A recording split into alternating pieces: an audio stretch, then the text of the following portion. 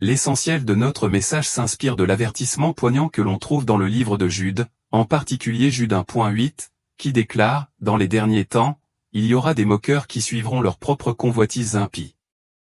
Ce passage est un rappel solennel des moqueurs qui apparaîtront dans les derniers jours, une prophétie d'une importance significative que nous ne devrions pas ignorer. Pour saisir pleinement le poids de cet avertissement, nous devons revenir à ses origines dans le Jardin d'Éden. Dans cet ancien paradis, Satan, prenant la forme d'un serpent, a introduit pour la première fois le concept de se moquer des commandements de Dieu. Genèse 3.1 rapporte son défi insidieux à Ève, Dieu a-t-il vraiment dit? Ce n'était pas une question anodine mais une tentative calculée de semer le doute sur la véracité et l'autorité de la parole de Dieu. À partir de ce moment crucial, les moqueurs ont été une présence incessante tout au long de l'histoire humaine. Ils persistent à se moquer, à remettre en question et à contester les vérités divines révélées par Dieu, dans le but de saper la foi et d'encourager les désirs impies.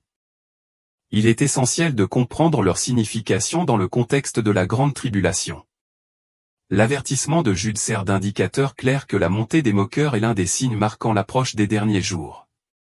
Plus ces individus se multiplient, plus nous nous rapprochons de la grande tribulation.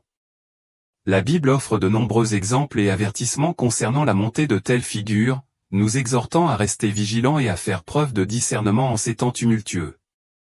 Dans le Jardin d'Éden, les moqueries de Satan étaient subtiles mais profondément efficaces. En instillant le doute dans l'esprit d'Ève, il l'a amené à remettre en question le commandement de Dieu, un acte qui a conduit à la chute de l'humanité et à l'introduction du péché dans le monde. Depuis lors, les moqueurs ont continué à défier l'autorité divine, dissimulant souvent leur véritable motivation derrière une façade d'intellectualisme ou de fausse lumière. Leur présence et leur influence nous rappellent la bataille en cours entre la foi et le doute, nous poussant à nous en tenir fermement aux vérités de Dieu au milieu de la marée montante du scepticisme. Les signes de l'approche de la grande tribulation deviennent de plus en plus apparents. Notre monde se rapproche de la fin des temps, une réalité soulignée par l'audace et la fréquence croissante des moqueurs. Aujourd'hui, la société moderne, en particulier à travers le prisme d'Hollywood, est devenue un terrain fertile pour la dérision du christianisme et de Jésus-Christ. Les films et les séries télévisées ciblent souvent les croyances et les symboles chrétiens avec moquerie, tandis que le traitement similaire des autres religions reste remarquablement absent. Ce mépris sélectif n'est pas une simple coïncidence mais un indicateur profond de notre époque. Les humoristes, eux aussi, utilisent fréquemment le christianisme comme source d'humour, reflétant un dédain plus profond et plus enraciné pour les valeurs et les principes chrétiens. Par exemple, l'incident profondément troublant survenu lors d'un défilé où une femme a déployé une banderole sur laquelle on pouvait lire « Marie aurait dû avorter » illustre de manière frappante la nature extrême et offensante des moqueries contemporaines. Un tel manque de respect et un tel antagonisme manifeste soulignent l'hostilité croissante envers le christianisme dans le climat culturel actuel. La Bible prédit clairement la montée des moqueurs dans les derniers jours. Dans 2 Pierre 3, 3-4, elle déclare « Sachez avant tout que, dans les derniers jours, il viendra des moqueurs, se moquant de eux-mêmes et suivant leurs propres désirs mauvais. Ils diront, où est cet avènement qu'il a promis? Depuis que nos pères sont morts, tout continue comme au commencement de la création. » Cette prophétie se déroule sous nos yeux alors que la moquerie de la foi devient à la fois plus répandue et plus vicieuse. Il est pourtant essentiel de reconnaître que la moquerie n'est pas un phénomène nouveau. Tout au long de l'histoire, le christianisme a été confronté au ridicule et à la persécution. Les premiers chrétiens ont enduré moquerie et mépris, mais leur foi a non seulement survécu, mais s'est épanouie. La différence aujourd'hui réside dans l'ampleur et la visibilité de cette moquerie, amplifiée par la portée des médias et de la technologie moderne. Alors que nous assistons à cette montée de la moquerie, nous nous rappelons la nature durable de la foi et la nécessité de rester ferme au milieu d'une opposition croissante. Dans le paysage numérique d'aujourd'hui, la moquerie a évolué vers de nombreuses formes. Les plateformes de médias sociaux sont inondées de messages et de mèmes qui ridiculisent les croyances chrétiennes. Les influenceurs et les célébrités utilisent fréquemment leur portée pour exprimer leur dédain pour le christianisme, impactant des millions d'adeptes. L'anonymat offert par Internet encourage les individus à se moquer et à rabaisser sans crainte de conséquences immédiates, permettant à leur mépris de se propager largement et rapidement. Ce phénomène moderne fait écho aux modèles historiques observés tout au long de l'Ancien Testament. Nous voyons des exemples récurrents de moqueurs s'opposant aux prophètes de Dieu et à son peuple. Prenons l'histoire de Noé, par exemple. C'était un homme juste choisi par Dieu pour construire une arche en prévision d'un déluge catastrophique. Pendant des années, Noé a prêché un message de jugement imminent et a exhorté les gens à se repentir. Malgré ses avertissements sincères, il a été accueilli avec dérision et ridicule. Le peuple a rejeté le message de Noé comme absurde, persistant dans ses mauvaises voies jusqu'à ce que le déluge vienne et les engloutisse. Leur refus de tenir compte de l'avertissement de Dieu a entraîné leur destruction ultime. Ce modèle de moquerie a continué avec les prophètes d'Israël. Des personnages tels que Jérémie et Isaïe ont été chargés de transmettre les messages de Dieu à une nation têtue et rebelle. Ils ont dû faire face à une opposition importante et au mépris de ceux qui ne voulaient pas accepter la vérité. Jérémie, souvent appelé le prophète qui pleure, a enduré des moqueries et des persécutions incessantes pour ses avertissements concernant l'exil imminent à Babylone. Le peuple rejeta son message, choisissant plutôt d'écouter de faux prophètes qui leur disaient ce qu'ils voulaient entendre. Ce rejet de la vérité divine contribua à la chute de Jérusalem et aux souffrances qui s'ensuivirent. Le contexte historique de ces récits bibliques nous rappelle avec force la nature durable de la moquerie et de ses conséquences. Tout comme le peuple de l'époque de Noé et les habitants de Jérusalem ont dû faire face aux répercussions de leur mépris des avertissements de Dieu, nous sommes nous aussi appelés à rester vigilants et inébranlables dans notre foi, même face aux moqueries et aux mépris modernes. Dans le Nouveau Testament, même Jésus n'a pas été épargné par le mépris des incroyants. Tout au long de son ministère, il a dû faire face aux moqueries et au scepticisme de divers horizons. Les pharisiens et les sadducéens, les autorités religieuses de l'époque, ont souvent tenté de le piéger avec leurs questions, dans le but de saper son autorité. Le summum de cette dérision fut évident lors de la crucifixion, où les soldats et les spectateurs l'insultèrent en disant « Si tu es le Fils de Dieu, descends de la croix ». Malgré leur moquerie cruelle, Jésus resta résolu dans sa mission, sans se laisser décourager par leur incrédulité. Son endurance au milieu de tant de mépris mit en évidence la dureté des cœurs qui ne voulaient pas accepter la vérité. Les apôtres, eux aussi, rencontrèrent leur lot de moqueurs alors qu'ils répandaient le message de l'Évangile. L'apôtre Paul, en particulier, rencontra une opposition intense. À Athènes, lorsqu'il parla de la résurrection de Jésus, certains auditeurs se moquèrent de lui et le ridiculisèrent. À Corinthe, il fut convoqué devant le proconsul Galion, qui rejeta les accusations portées contre lui par un commentaire méprisant. Malgré ces moqueries et persécutions généralisées, Paul resta inébranlable dans son engagement à proclamer la vérité du Christ. Dans sa deuxième épître, Pierre réfléchit aux avertissements de Jude, déclarant « Sachez avant tout que, dans les derniers jours, il viendra des moqueurs qui se moqueront de Dieu et suivront leurs propres désirs mauvais. Ils diront, où est cet avènement qu'il a promis? Depuis la mort de nos pères, tout continue comme depuis le commencement de la création. » Pierre souligne que ces moqueurs négligent délibérément la vérité de la parole de Dieu et de ses promesses. Leur moquerie ne provient pas de l'ignorance, mais d'un rejet délibéré de la vérité divine. Aujourd'hui, la montée des moqueurs est plus prononcée que jamais.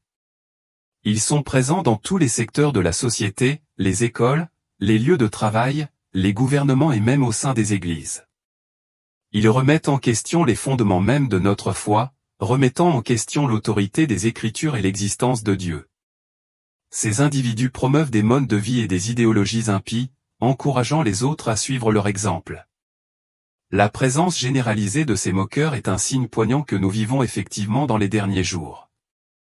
Alors que nous traversons cet environnement difficile, il est essentiel de rester ferme dans notre foi et vigilant face à la montée du scepticisme et du mépris. L'un des domaines où les moqueurs ont fait des progrès significatifs est celui de l'éducation. Les écoles et les universités, autrefois bastions des valeurs chrétiennes, sont devenus de plus en plus des centres de laïcité et de scepticisme. Les étudiants sont désormais exposés à des éducateurs qui remettent ouvertement en question et se moquent de la vision du monde biblique, décrivant la foi en Dieu comme irrationnelle et désuète. Ce changement a conduit de nombreux jeunes à s'éloigner de leur foi, attirés par les promesses séduisantes mais finalement creuses de la laïcité. Les médias servent également de puissantes plateformes aux moqueurs pour diffuser leurs messages de doute et d'incrédulité. Les émissions de télévision, les films et la musique dépeignent souvent les chrétiens sous un jour négatif, les décrivant comme ignorants, fanatiques ou déconnectés de la réalité. L'exposition incessante à de telles représentations négatives peut miner notre confiance en nos croyances et provoquer des doutes sur la validité de notre foi. Les médias sociaux exacerbent ce problème, offrant aux moqueurs un vaste public mondial et permettant à leur moquerie de se propager rapidement et largement. Le paysage politique est un autre champ de bataille critique où les moqueurs affirment leur influence. La législation et les politiques qui étaient autrefois alignés sur les principes bibliques sont remplacés par des programmes humanistes laïques. Les politiciens qui défendent les valeurs chrétiennes sont souvent confrontés au ridicule et à la marginalisation. La volonté d'une séparation stricte de l'Église et de l'État s'est transformée en une hostilité pure et simple à l'égard de toute manifestation publique de la foi. Cette transformation défait le tissu moral de notre société, contribuant à une augmentation inquiétante de l'impiété. Même au sein de l'Église, l'infiltration de moqueurs a causé des défis importants. Certains dirigeants d'Église et théologiens ont compromis des doctrines essentielles, remettant en question l'autorité des Écritures et adoptant des idéologies laïques. Ce conflit interne a semé la confusion et la désillusion parmi les croyants, affaiblissant le témoignage de l'Église dans le monde. Lorsque la vérité de la parole de Dieu est minée de l'intérieur, l'Église devient de plus en plus vulnérable aux attaques des moqueurs et des faux docteurs. Dans chacun de ces domaines, l'éducation, les médias, la politique et l'Église, la présence et l'influence des moqueurs reflètent un changement culturel plus large. Alors qu'ils remettent en question et sapent les valeurs chrétiennes, il est crucial pour les croyants de rester fermes dans leur foi, de défendre la vérité des Écritures et de s'engager activement à défendre l'intégrité de leurs croyances au milieu d'une opposition croissante. Alors que nous sommes témoins de la présence croissante de moqueurs dans notre monde, il est essentiel de reconnaître que leur ascension est un accomplissement de la prophétie biblique, signalant que nous sommes effectivement dans les derniers jours et que la grande tribulation approche. Comment devrions-nous, en tant que croyants, réagir à cette réalité ? Quelles mesures pouvons-nous prendre pour rester fermes dans notre foi au milieu de la vague croissante de scepticisme et de moquerie ? D'abord et avant tout, nous devons nous ancrer fermement dans la vérité de la parole de Dieu. La Bible est notre autorité ultime et nous fournit la sagesse et le discernement dont nous avons besoin pour traverser ces temps tumultueux. Une étude assidue des Écritures, associée à la prière, permet au Saint-Esprit d'éclairer notre compréhension et de fortifier notre foi. Lorsque nos croyances sont enracinées dans la vérité, nous pouvons identifier et résister plus efficacement aux mensonges et aux tromperies propagées par les moqueurs. La prière est un autre élément essentiel de notre défense spirituelle. Nous devons rechercher la direction de Dieu pour le discernement, la sagesse et le courage de rester fermes dans nos convictions. De plus, nous devrions prier pour les moqueurs eux-mêmes, en demandant à Dieu d'adoucir leur cœur et d'ouvrir leurs yeux à la vérité. Jésus nous a demandé d'aimer nos ennemis et de prier pour ceux qui nous persécutent, en reflétant son amour et en confiant leur salut à la grâce souveraine de Dieu. La communion avec d'autres croyants joue un rôle crucial dans notre résilience spirituelle. Le soutien et les encouragements de notre communauté chrétienne sont inestimables lorsque nous sommes confrontés aux pressions d'un monde moqueur. La participation régulière aux services religieux, la participation active à de petits groupes et l'engagement dans des activités chrétiennes nous aident à rester connectés et responsables. Dans l'unité, non seulement nous nous renforçons les uns les autres, mais nous présentons également un puissant témoignage au monde et un formidable défi aux stratagèmes de l'ennemi. De plus, nous devons être prêts à exprimer l'espérance que nous possédons. Comme indiqué dans une Pierre 3h15, nous devons toujours être prêts à expliquer la raison de l'espérance que nous avons. Cette préparation implique d'acquérir une compréhension profonde de notre foi et d'être capable de l'exprimer clairement et avec confiance. Il est essentiel de s'engager dans l'apologétique, la défense de la foi chrétienne lorsque l'on interagit avec les moqueurs et les sceptiques. En répondant à leurs questions et à leurs objections avec grâce et vérité, nous pouvons remettre en question leur incrédulité et les guider vers l'Évangile. En résumé, rester ferme dans notre foi au milieu d'une marée montante de scepticisme et de moquerie implique de nous ancrer dans les Écritures, de nous engager dans une prière persistante, de favoriser une communion solide avec d'autres croyants et d'être prêts à défendre notre foi. Grâce à ces pratiques, Nous pouvons traverser ces temps difficiles avec confiance et grâce, en démontrant la vérité durable de la parole de Dieu et l'espérance trouvée en Christ. Enfin, il est impératif que nous restions fermes dans notre mission de partager l'Évangile avec un monde perdu et qui a désespérément besoin de salut. La montée des moqueurs ne devrait pas nous dissuader de notre appel à proclamer la bonne nouvelle de Jésus-Christ, elle devrait plutôt servir de puissante motivation. La conscience que le temps est court et que la grande tribulation approche devrait nous inciter à saisir chaque occasion d'exprimer et de démontrer l'amour du Christ. Nous sommes appelés à être des témoins actifs, tant en parole qu'en acte, incarnant le pouvoir transformateur de l'Évangile dans nos vies. Nos actions et nos témoignages devraient refléter l'espoir et le changement trouvé en Jésus, attirant les autres vers lui. En conclusion, la présence croissante des moqueurs est un indicateur poignant que nous vivons effectivement les derniers jours. Leur influence croissante souligne l'imminence de la grande tribulation. En tant que croyants, nous devons rester vigilants et perspicaces, fermement enracinés dans la vérité de la parole de Dieu et habilités par le Saint-Esprit. Nous devrions élever des prières pour les moqueurs, demeurer résolus dans notre foi et proclamer courageusement l'Évangile. Même au milieu des moqueries et du scepticisme, trouvons du réconfort dans la certitude que notre rédemption approche. Que notre engagement envers la mission du Christ demeure inébranlable, reflétant l'espérance et le salut qui nous sont chers.